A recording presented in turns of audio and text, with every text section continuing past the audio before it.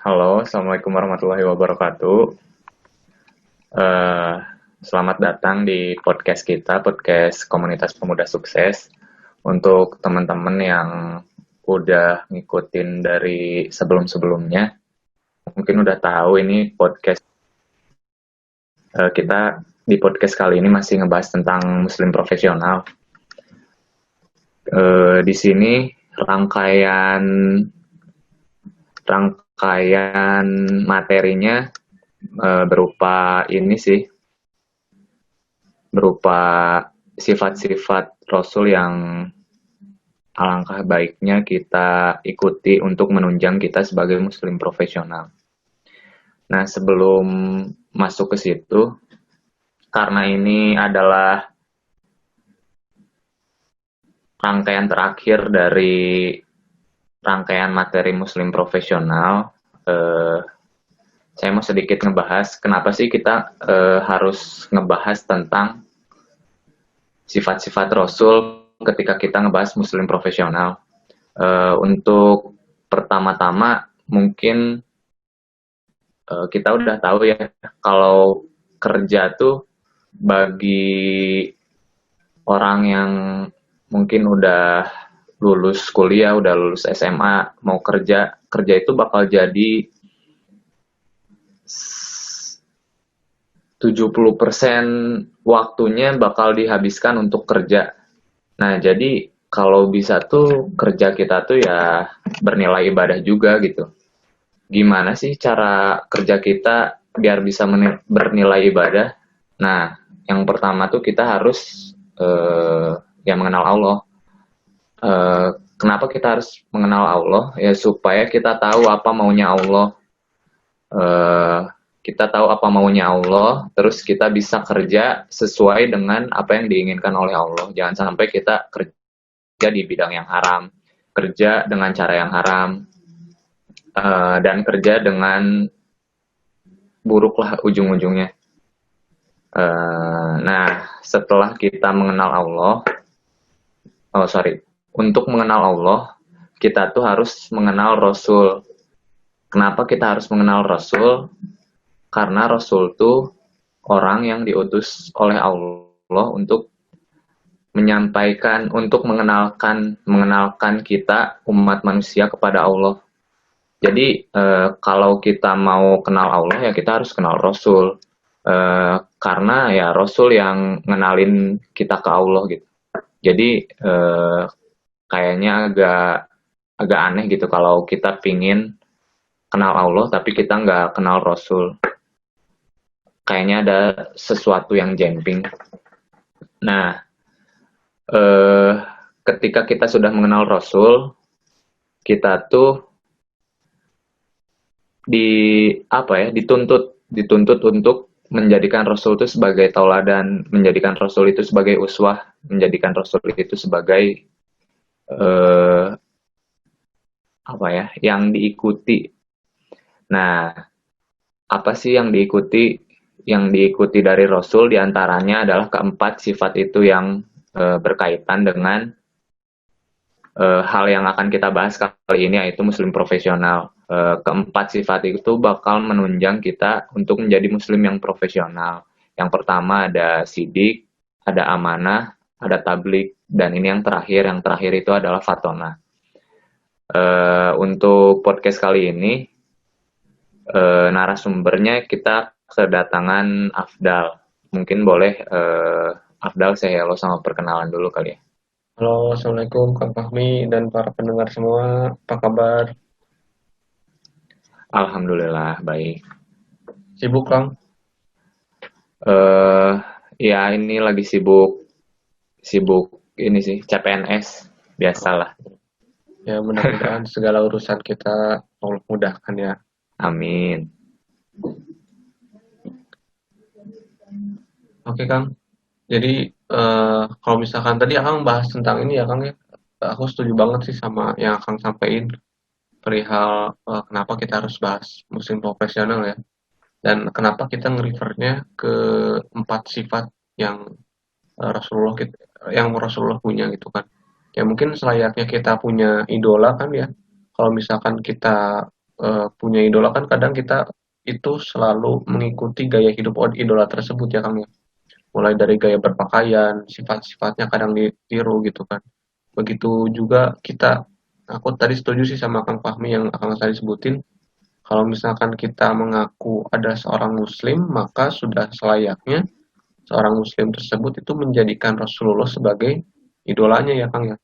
Iya, Itu iya. kan ada di dalam Quran surat apa tuh Kang? Yang Al-Ahzab ayat berapa sih? Kalau nggak salah aku cek yang Al-Ahzab 21 ya Kang ya, uswatun hasanah. Iya.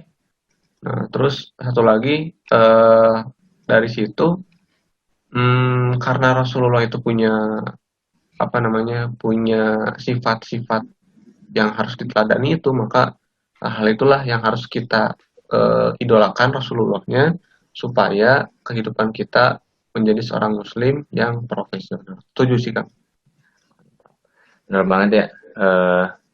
Jadi dengan menjadikan Rasul sebagai uswah kita tuh bakal menunjang banget ke dunia kita di dunia profesional ya sebagai Betul banget. muslim.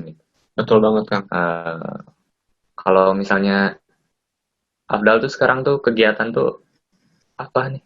Oh Sa iya, mungkin sedikit perkenalan Kang.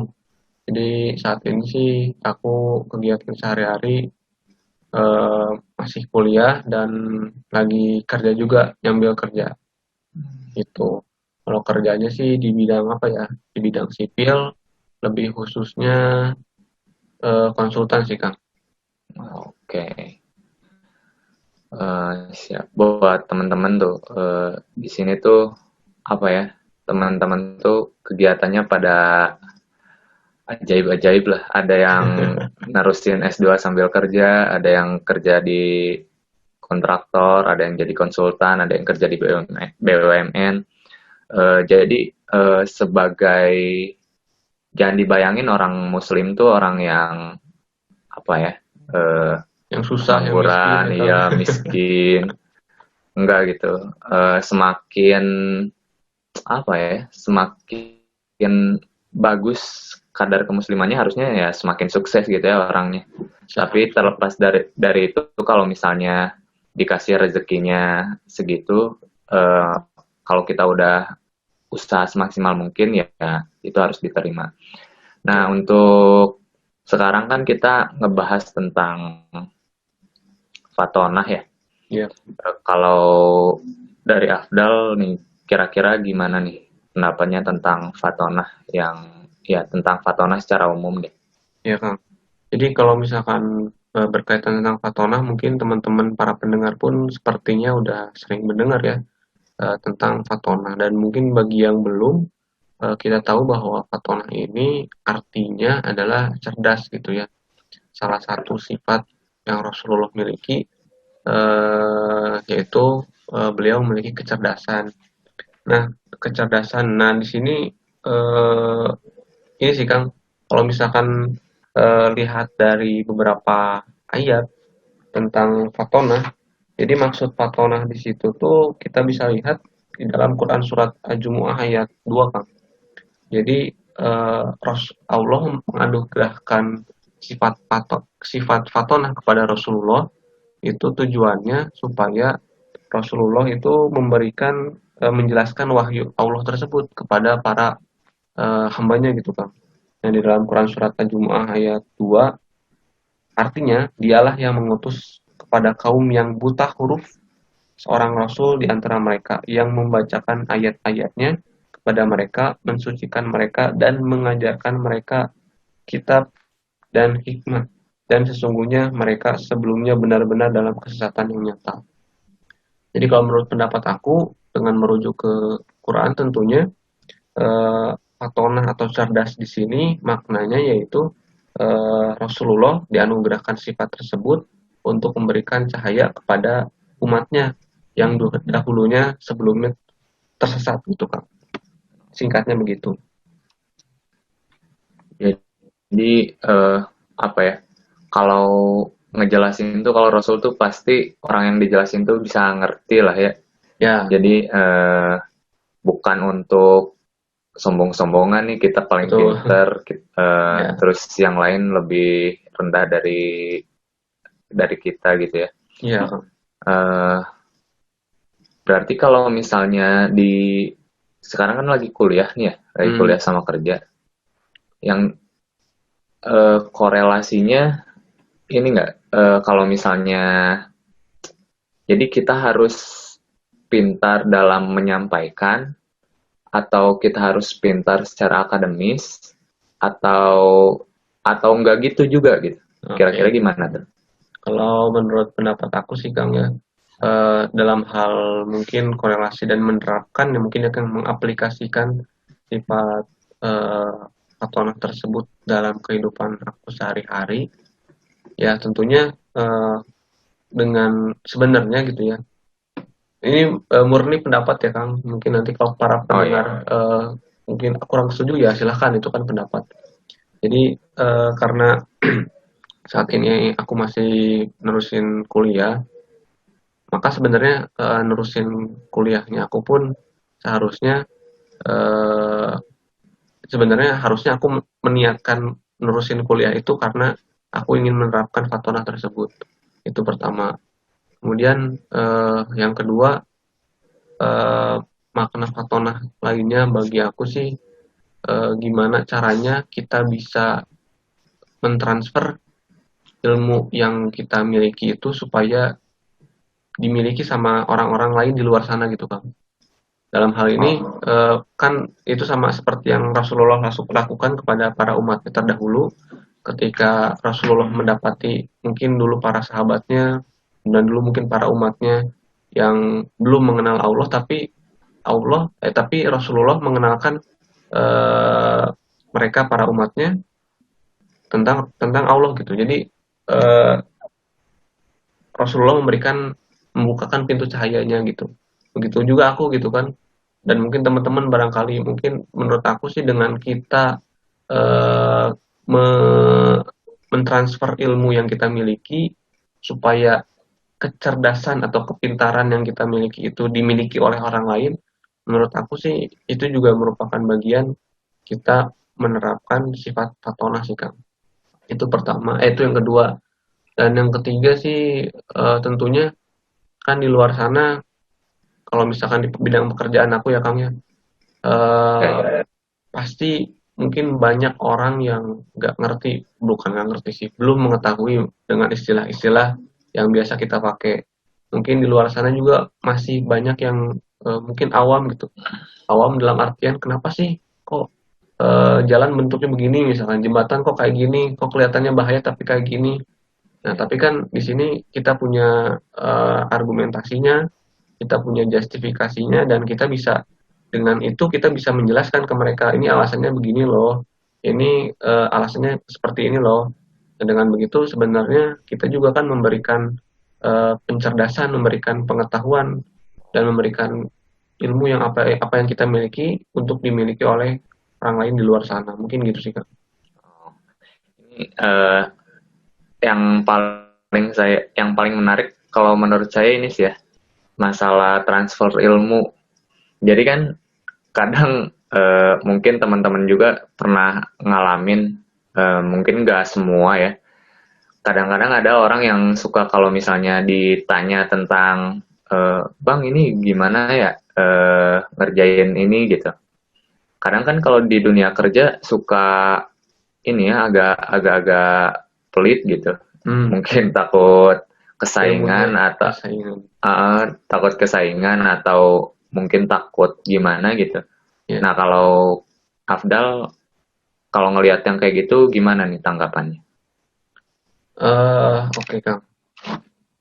Tanggapan aku sih mungkin buat beberapa orang yang seperti itu menurut aku ya manusiawi ya karena eh, itu apa ya mungkin bagian kalau karena kalau misalkan takut tersaingi kan itu manusiawi kalau menurut aku. Hmm. Cuman sebenarnya ada sikap sih yang lebih apa yang lebih tepat mungkin ya bagi seorang muslim itu kalau misalkan menurut aku sih Kang kita nggak perlu sih ya merasa tersaingi. Kenapa? Karena toh ilmu yang kita dapatkan, pengetahuan dan wawasan yang kita dapatkan sekarang pun itu bukan murni karena kerja keras kita. Menurut aku kayak gitu. Karena apa? Karena sebenarnya kan ilmu, pengetahuan, pemahaman yang kita punya sekarang itu sebenarnya semata-mata ya karena Allah memberikan itu kepada kita gitu. Terus so buat apa kita merasa takut tersaingi? Kenapa kita merasa pelit? Kenapa kita harus pelit ketika kita diminta orang buat men-share ilmu yang kita miliki kepada mereka gitu kan? Menurut aku sih kayak gitu ya, karena pada dasarnya semua ilmu, kalau menurut aku, pemahaman, pengetahuan, wawasan segala rupa itu Allah yang kasih menurut aku Kang. Jadi kita nggak usah khawatir sih, nggak usah pelit dan merasa kesaingan. Toh Allah yang ngasih, Allah menitipkan kepada kita, kan bisa aja Allah tiba-tiba mengambil pengetahuan tersebut, mengambil wawasan kita gitu kan. Jadi nggak usah lah menurut aku pelit-pelit bagi seorang muslim buat men-share suatu hal yang pengetahuan yang bisa layak untuk diketahui oleh orang. Ya mungkin kecuali untuk hal-hal yang bersifat rahasia ya Kang, misalnya penelitian. Oh ya, itu di kasus yang berbeda kalau itu ya, Ya, ada kasus hak beda. cipta, ada kekayaan intelektual. Betul Kang. Terus lagian kalau misalnya kita bukan ngajarin ya, berbagi ilmu sama orang biasanya ya ilmunya juga makin narap ke kita ya, jadi makin ingat gitu. Betul Kang. Betul banget. Terus emang benar tadi kalau ngerasa misalnya kita ada kelebihan nih di satu bidang gitu. Terus kita ngerasa wah ini hasil kerja keras kita nih, bener-bener udah mati-matian. Nah, sebenarnya itu tuh semata-mata hanya pemberian dari Allah ya. Kalau nggak dikasih nggak dikasih penerangan ilmu, kalau sama Allah yang nggak dikasih ngerti mah ya nggak akan ngerti mau belajar gimana juga ya. Betul banget Kang. Oke. Ini sebenarnya berbagi ilmu itu bukan lagi boleh, sebenarnya harus sih. Wajib. Iya wajib ya. Apalagi menyampaikan hal-hal yang baik tuh ya sebenarnya istilahnya membentengi diri kita juga sih sebenarnya. Ya. Oke. Untuk sesi berikutnya kita coba ngobrol-ngobrol aja kali sama teman-teman kita yang udah datang juga, siapa tahu ada hal-hal yang mau ditanyakan atau mau disampaikan atau mau protes gitu tadi. Naon cenah asa teh kitu. Oke. Mungkin dari Bahana dulu boleh.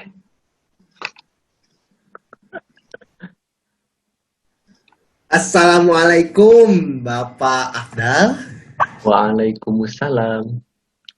Aduh, sepertinya saya akan bertanya ke orang yang tepat tentang hal ini. Wah, sepertinya ya udah sok lah daripada buang-buang waktu. Jangan banyak intro. Oke. Sebenarnya bingung mau nanya apa, tapi saya mikir dulu sambil jalan. Oke, kan Fatona itu artinya cerdas ya. Iya. Nah, pengalaman Bapak Afdal ini kalau waktu dulu deh sampai sekarang ya, sampai pas kerja gitu, ketika ada masalah, ketika menghadapi sesuatu gitu kan, cara jitu apa gitu, cara jitu cerdas Fatona seperti apa yang Pak Syekh, maksudnya Pak Afdal lakukan? Pak Syekh gas lagi. Oke, silakan Pak Afdal. Terima kasih. Aduh maaf, lama-lama nih nanya. Ini pertanyaannya kayaknya rada maksa ya. Oke. Mungkin ini sih Baya. Berarti pertanyaannya adalah ketika kita menghadapi suatu masalah, bagaimana cara kan nanyanya cara cerdas kan ya, cara jitu, cara cerdas kita buat menyelesaikan masalah tersebut. Gitu ya Bang? Betul. Kan setiap orang itu punya cara jitunya masing-masing ketika ada masalah. Misalkan Afdal, cara jitunya langsung sholat, ya Allah bantulah saya, misal. Kalau orang kan aduh kumahayu bentar-bentar ku fokus tah. Kalau maneh kumaha gitu. Oke. Ya, mungkin kalau misalkan aku sih mungkin sama kayak orang-orang yang lain. Apa? Buat awal pasti buat awal sih pasti aku juga sama kalau misalkan dihadapi satu kendala, pasti awalnya diem dulu, termenung dulu, ini kenapa kok masalahnya kayak gini, kok nggak nemu-nemu, padahal udah berulang kali coba gitu kan. Tapi setelah itu sih kalau aku lebih banyak ini sih, Bah. Aku pernah diingetin oleh seseorang, kalau misalkan kita itu dihadapkan pada suatu masalah, ya kita seharusnya malah justru harus banyak mendekat sama Allah gitu, Bah. Kalau menurut aku sih itu bener cara jitu yang bukan lumayan, cara jitu yang paling ampuh menurut aku, Bah. Kenapa? Karena minimal walaupun dengan kita semakin dekat dengan Allah tuh ketika ada masalah tuh walaupun masalahnya memang nggak selesai saat itu, tapi dengan kita justru mendekat terus sama Allah, mengingat terus sama Allah, eh, dan banyak tilawah, banyakin sholat rawatib, banyakin sholat sunnah, infak dan sebagainya, itu justru kita bakal merasa enteng dalam menghadapi masalahnya. Kalau menurut aku itu cara cerdas aku sih, Bang. Ya Gitu. memang cara cerdasnya luar biasa berbeda dengan saya. Terima kasih Bapak Afdal. Itu aja pertanyaannya. Cukuplah ini kalau jawaban Pak Syekh Afdal ini maksudnya Pak Afdal ini memang beda sih, jadi cukuplah singkat itu juga. Ini Terima podcast kasih. ada iya lagi ya. Berarti makin banyak masalah makin taat lah ya. Betul gitu, Kang. Ya, Makin banyak masalah makin mencoba lebih dekat ke Allah gitu mungkin. betul, Kang. Karena kan sebenarnya ya banyak sih dai-dai kita, syekh-syekh kita yang ustadz-ustadz beneran ya. Maksudnya bukan aku gitu. Awas beranak. Ini pasti banyak yang bilang kalau misalkan segala nikmat dan ujian yang Allah kasih itu semua datang dari Allah. Dan kalau misalkan kita dikasih masalah, kita dikasih problem, kita dikasih ya kendala, itu juga kan Allah yang kasih. Dan itu kan sebenarnya semata-mata mungkin karena dosa kita, karena apa ya? Mungkin karena dosa kita bisa jadi, atau mungkin karena Allah pengen menaikkan derajat kita. Jadi ya kalau misalkan kita sedang ujian, ya yang tahu kunci jawabannya kan yang buat soalnya kan. Jadi ya udah kita kembalikan saja kepada yang membuat soalnya. Begitu simpelnya. Setiap ujian juga pasti ada maksudnya. Nggak mungkin Allah tuh lagi gabut nih, kita uji aja sih ini kan. Nggak gitu juga ya. Iya, Pasti ada purpose-nya gitu. Nggak mungkin. Ya lagian Allah juga kerjanya lebih apa ya? Ya nggak mungkin juga lagi gabut ya. Namanya juga Tuhan ya, Rob. Iya. Yang bisa ngurusin semua makhluk yang ada di bumi. Oke. Setelah dari Cirebon, kita main dulu ke Cilegon kali ya. Woi, sama-sama Ci ya. Iya. Gimana nih, Ariski, sehat? Alhamdulillah. Aduh, jangan manggil kita enggak. Gimana Med? Sehat Med? Alhamdulillah, Kang Fahmi sehat. Gimana nih? Kira-kira ada yang mau ditanyakan, mau ditentang, mau ditambahkan, mau dikurangi? Gimana nih? Aku mau nanya boleh ya? Aku nanya tanggapan aja sih ke Kang Rizky ya, Kang. Nanti oh ya boleh. Bahana 2 minggu lagi kita agendakan buat para pendengar, nantikan podcast dengan Kang Rizky tentang fokus dulu aja lah, ini dulu ya. Jangan kemana-mana dulu. Oke, Kang, lanjut Kang. Ya sok mangga. Mungkin tanggapan aja sih dari saya mengenai Fatona tadi gitu. Mungkin ada yang baru juga. Pandangan saya terhadap Fatona itu ya sekedar cerdas aja gitu, cerdas untuk bagi diri kita sendiri gitu. Cerdas dalam artian pintar, terus memiliki skill untuk pribadi kita sendiri gitu. Tapi tadi ada tambahan juga, ternyata Fatona juga bukan hanya untuk diri kita, tapi Fatona dalam arti membuat orang lain juga cerdas gitu ya. Benar nggak sih tadi teh? Gitu ya. Iya Kang, Eh, soalnya gini sih, jadi aku menanggapnya dari ayat yang tadi, yang ayat surat Jumat ayat 2 tuh, di sini kan bilangnya dalam terjemahannya ya, Allah tuh Allah tuh Rasul tuh Nabi Muhammad tuh beliau yang membacakan, kalau dalam redaksinya ya, yang membacakan ayat-ayatnya kepada mereka, mensucikan mereka dan mengajarkan mereka kitab dan hikmah sunnah. Jadi menurut aku sih, ini terjemahan aku aja ya.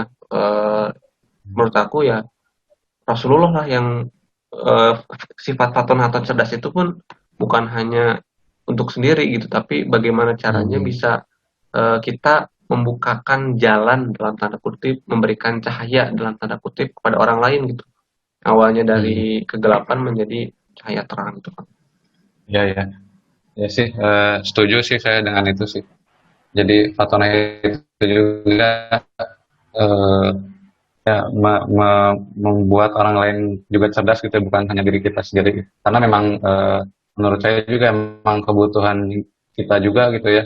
Ketika kita udah pintar, kita juga butuh orang lain selain kita juga untuk sama-sama pintar gitu. Jadi eh, samalah, itu kebutuhan kita juga gitu.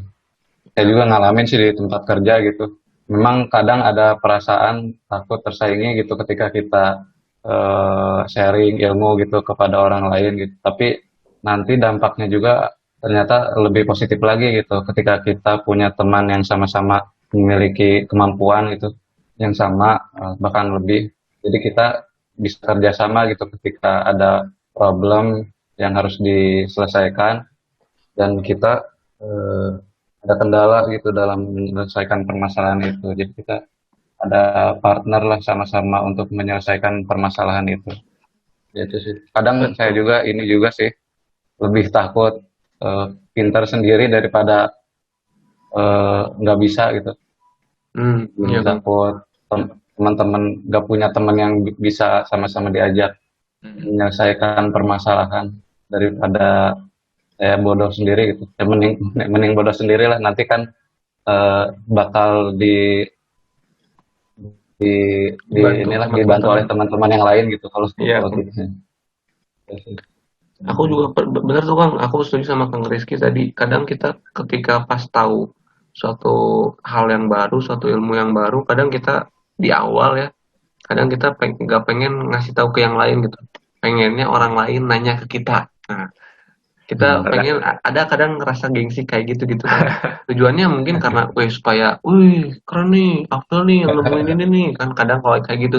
Tapi setelah Ah, kayak gitu, pas ada permasalahan yang lebih yang berkembang dari hal itu, terus kita mentok sendiri nih, dan kita nggak mau ngasih tahu ke orang lain gimana cara nyelesainnya. Dan orang lain nggak ada yang tahu gimana cara nyelesainnya karena kita nggak ngasih tahu ke mereka dasar-dasarnya. Ya udah, akhirnya kan di situ kita malah mentok sendiri, menyesal sendiri karena orang lain nggak ada yang tahu penyebabnya, karena kita sendiri yang nggak ngasih tahu ke orang lain itu kan. Padahal bisa aja dengan kita ngasih tahu dasarnya ke orang lain, ketika masalah tersebut berkembang ya orang lain justru tadi kata Kang Rizky harusnya bisa bantu buat kita gitu ya. Gitu. Eh, itu sih. Oke, Oke Kang. jadi eh, ya, nah nambahin dikit juga ya. Selain punya partner yang sama-sama pinter, jadi kalau misalnya kita sharing ilmu juga, nanti kalau misalnya kita lagi ada halangan, ada kejadian yang urgent gitu, kita nggak bisa masuk kerja, kerjaan kita tuh nanti bisa dibantu dihandle sama temen yang kita udah sharing dulu gitu, Betul, jadi betul banget kemampuannya Kang. setara. Kalau Mm-mm. gitu kan, jadi kitanya juga kalau misalnya ada keperluan yang urgent gitu, tenang bisa Ya, nyelesain keperluannya kita gitu. ya Terus Kang, betul. apa? Nah, ada orang yang handle juga di kantor, jadi nggak terlalu pusing, pusing, pusing apa? Pusing mikirin urusan kita pribadi, pusing mikirin nanti kerjaan kita gimana gitu. Iya, Hmm. Kalau misalnya kita sharing ilmu kan. Betul betul, setuju. Daripada itu ya Kang ya, maksudnya ketika kita ini kan kalau misalkan nggak ada yang backup kita kan justru kita bakal mengeluarkan effortnya lebih gede gitu. Kita harus nerangin ke teman kita tuh dari awal, dari nol. Nah, justru Nah, sedangkan kitanya lagi kepepet buat meninggalkan tanggung jawab itu gitu kan. Makanya iya, kalau misalkan ini kan enaknya kita memang share dari awal ilmu yang kita punya gitu kan, bukan saat mendadak gitu. iya benar. Iya. Hmm. Kalau dari awal-awal emang ya terbaik lah. Pokoknya mah harus share ilmu lah, jangan pelit. Udah itu intinya mah. Iya kan. Eh, Terus kita coba ngobrol sama Fakih deh. Fakih? Atau Irfan Kang mungkin. Oh iya, ya udah deh. Irfan aja deh. Irfan. Halo, tes tes. Up. Nah, eh gimana? Sehat? Alhamdulillah sehat Kang Fahmi. Kan kita ini lagi ngebahas tentang Fatonah ya. Mungkin ada yang mau ditanyain ke narasumber kita atau ada yang mau apa ya ditambahkan atau apa gitu. Ada yang mau didiskusikan? Kalau dari saya sih, sebenarnya nyambung juga mungkin ya sama tadi penjelasan dari Bahana dan juga Rizky gitu. Ya, Bahana dan Kang Rizky gitu. Dan ini juga apa Abdal apa sih nyambung juga ke tablik, mungkin salah satu sifat Rasulullah tablik komunikatif dan juga bisa masuk ke dakwah gitu. Kalau dari Ya. saya sih mungkin langsung ke pertanyaannya ya. Jadi kapan ataupun juga pada saat apa kita siap untuk menyebarkan ataupun juga men-sharing kecerdasan kita gitu. Bisa dalam istilah bisa mengajak ataupun juga berbagi pengalaman gitu kan, pasti dari orang-orang kebanyakan gitu kalau kita masalah kecerdasan ataupun ilmu baru itu suka dipendam sendiri ataupun juga kita tuh belum siap gitu buat men-sharing karena takut salah dan sebagainya gitu. Hmm. Jadi mungkin itu sih buat Abdal dah pertanyaan. Ya, oke Pak. Oke Van. Menurut aku sih kalau perihal itu, kalau misalkan sebenarnya ini kan mungkin pertanyaannya kalau misalkan ini mirip kayak kapan kita harus mulai berdakwah gitu ya Van. Ya betul, lebih ke kapan sih kita bisa menyebarkan kebaikan kita gitu. Oke, ya. Menurut aku sih gini ya Van. Eh, Sebenarnya kalau misalkan kita punya suatu ilmu yang baru, itu sebenarnya menurut aku itu harus coba di-share gitu kan. Karena gini sebenarnya kalau misalkan kita nunggu kita jadi ustadz dulu, kita nunggu jadi syekh dulu, itu kapan kita akan berdakwahnya gitu kan? Kapan kita akan men-share ilmu-ilmu yang akan kita punya? Nah, menurut aku sih jadi antara kita mengupgrade ilmu dan kita menyampaikan ilmu ke orang itu harus berjalan bersamaan gitu kan. Karena menurut aku sekelas ustadz pun, sekelas syekh pun, pasti beliau-beliau pun pasti tetap harus belajar gitu kan. Karena mereka kan yang mengajarkan ke orang lain, otomatis keilmuan mereka pun tetap harus di-upgrade. Nah, balik lagi ke pertanyaan yang Irfan tadi, kalau misalkan ditanya kapan, ya sebenarnya ketika kita punya suatu hal yang baru yang bisa di-share, di-share aja kalau menurut aku gitu kan.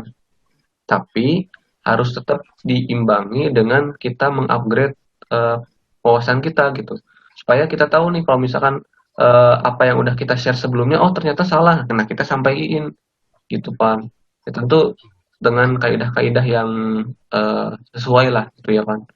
Tapi kalau misalkan ditanya kapan, kalau menurut aku berjalan bersamaan gitu Pan.